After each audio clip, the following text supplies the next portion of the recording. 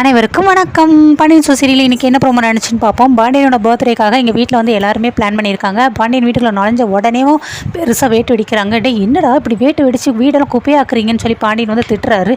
எழுது குப்பையா மாமா, அது உங்கள் பர்த்டே செலிப்ரேஷனுக்காக நாங்கள் பண்ண பிளான் அப்படிங்கிறாங்க. எதுக்குப்போ இந்த வயசில் போய் பிறந்த நாள் வாங்க கேக் கட் பண்ணலான்னு சொல்லி கேக்கெலாம் கட் பண்ணி வச்சுறாங்க. அவர் ரொம்ப ஃபீல் ஆகிறாரு. இதுக்கு மாமா கண் கலங்குறீங்க அப்படிங்கோ. இல்லைப்பா, நான் பிறந்தநாளுங்கிற ஒன்று நான் இப்போ வரைக்கும் கொண்டாடினதே கிடையாது. சினிமாவில் தான் இந்த மாதிரி கேக் கட் பண்ணுறதெல்லாம் பார்த்துருக்கேன்.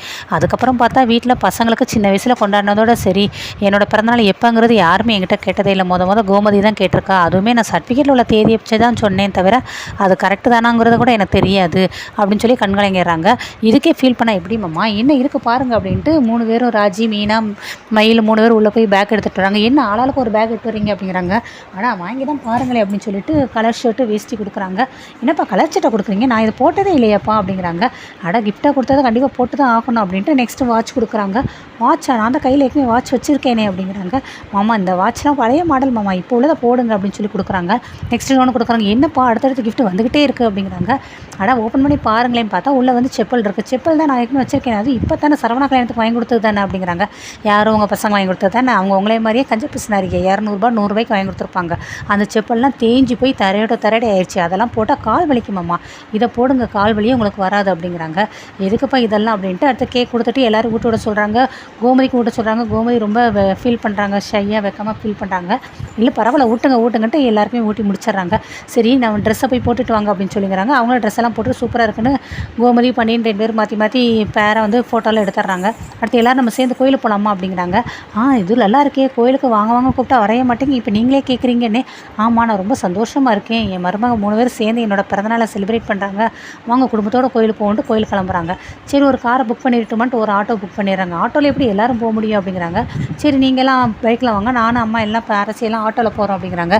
இல்லை அதெல்லாம் வேண்டான்ட்டு கதிர் வந்து அம்மாவும் அப்பாவையும் பைக்கில் போக சொல்லுங்க அப்படிங்கிறாங்க.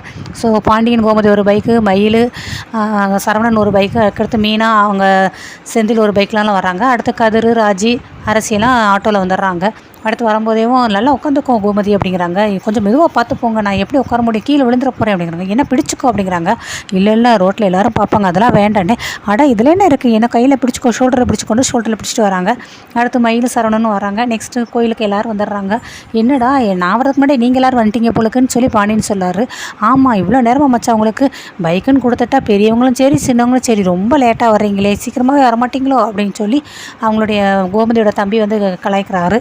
நெக்ஸ்ட் எல்லோரும் கோயிலுக்குள்ளே போகிறாங்க. கோயிலுக்குள்ளே போகும்போதே பார்த்தோம் அப்படின்னா ராஜியோட சித்தப்பா அவருடைய அண்ணன் குமார் 2 பேருமே இருக்காங்க. அவங்கள பார்த்துட்டு முறைச்சிட்டு அதுக்கடுத்து அவங்க போய் சாமி கும்பிட்டுறாங்க.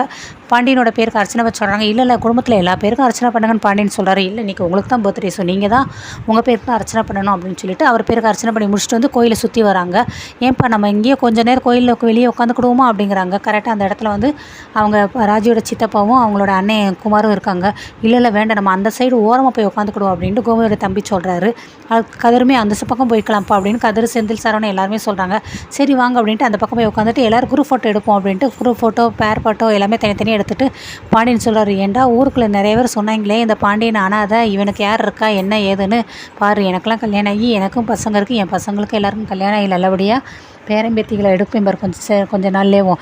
எல்லோரும் பாரு என் மகன் எல்லாரோட சந்தோஷமாக இருக்கேன். ஆனால் என்னை வந்து யாரெல்லாம் விளங்க மாட்டான், என்னை யாரெல்லாம் வந்து என்னை வந்து அனாதன்னு சொன்னாங்களோ அவங்களோட வீட்டில் தான் நல்ல விஷயங்கள் நடக்கலை. இதுக்கு தாண்டா வெளியில் இருக்கிறவங்களுக்கு சந்தோஷமாக வாழ்த்துக்கள் தெரிவிக்கணும், அப்போ தான் தான் குடும்பத்தில் நல்ல விஷயம் நடக்கும் அப்படின்ட்டு குமாருக்கு கல்யாணம் நடக்காத பற்றி பேசுகிறாரு. சரின்னு அவங்கெல்லாம் பேராக ஃபோட்டோ எடுத்துகிட்டு போயிடுறாங்க சந்தோஷமாக. குமாருக்கு வந்து பயங்கரமாக கோவம் அவங்கள அப்படிங்கிறாங்க. ஆனால் பக்கத்தில் அவங்க அப்பா வந்துட்டு இருடா அவன் சொன்னது சரி தானே, அவங்க வீட்டில் தானே அடுத்தடுத்து கல்யாணம் நடந்திருக்கு, நம்ம வீட்டில் எங்கடா கல்யாணம் நடந்திருக்கு, உனக்கு எல்லாம் உன் கல்யாணம் ஃபுல்லாக தட்டி கழிச்சது எல்லாமே அந்த ஓடுகளி ராஜி யாராவது அப்படின்ட்டு ராஜி மேலே பயங்கரமாக கோவம் வாங்குறது. அடுத்து எல்லோரும் ஃபேமிலியோடு போகும்போது அரசியை பார்த்துட்டு நம்ம எதுக்கடா பொண்ணை தேடி எங்கெங்கேயோ அலையணும், அதான் நம்ம வீட்டிலே ஒரு பொண்ணு இருக்கேடா, உன்னோட முறை பொண்ணு இருக்காளேன்னு யாரப்பா சொல்கிறீங்க அப்படின்னா அந்த அரசி இருக்காளேன்னு அவளை போய் நான் எதுக்குப்பா கல்யாணம் பண்ணோம், உன்னை அவளை கல்யாணம் பண்ணி குடும்பம் நடத்துவா சொன்னேன் நான், அவளை கல்யாணம் பண்ணி நம்ம வீட்டுக்கு கூட்டிகிட்டு வாடா, அவளை நம்ம எந்த அளவுக்கு நம்ம ராஜியை ஓட வச்சு நம்மளை வந்து குடும்பத்தை அவமானப்படுத்துகிறாங்களோ அந்த அவமானத்தை அந்த குடும்பத்துக்கு நம்ம திருப்பி கொடுப்போம் அப்படின்னு சொல்லி இவங்க 2 தனியாக பிளான் பண்ணுறாங்க. நெக்ஸ்ட் வீட்டில் எல்லோரும் சாப்பிட்றாங்க உட்காந்து, அவங்களுக்கு இடியாப்பத்தை இவங்களுக்கு சப்பாத்தியை வை அது இதுன்னு சொல்லி பாண்டியன் பயங்கரமாக எல்லாரையும் சந்தோஷமாக பார்த்துக்கிறாரு. அப்போ கதிரும் பார்க்குறாங்க. கதிருக்கு நேராக பார்த்துட்டு எப்போ எல்லாருக்குமே போய் இடியாப்பம் வைப்பான்னு மயில் போய் வைக்கிறாங்க. கதிர் வேண்டாம், இங்கேயும் சாப்பிட்றா சாப்பிடு, நீ என்ன ஒரு வேளை பார்க்குறியா 2 வேளை பார்க்குறியா, 7-8 வேலை பார்க்குறியே, அதனால் சாப்பிட்டு உடம்பு நல்லா ஆரோக்கியமாக வச்சுருந்தா என்ன சாப்பிடு அப்படிங்கிறாங்க. ஸோ எல்லாருமே ரொம்ப அக்கறையாக இருக்கார். கடைசி ஃபைனலாக பாயாசத்தை கொண்டு வாங்க அப்படின்னு சொல்லிட்டு பாயாசத்தை ஃபுல்லாக குடிச்சு முடிச்சுட்டு, அப்பா பாயாசம் சூப்பராக இருக்குப்பா, இதுக்கு போல் நான் என்றைக்குமே சந்தோஷமாக இருந்ததே இல்லை, இன்றைக்கி நாள் ரொம்ப ரொம்ப அருமையாக இருக்குது, சூப்பராக இருக்குது அப்படின்னு சொல்லி இதோட முடிக்கிறாங்க.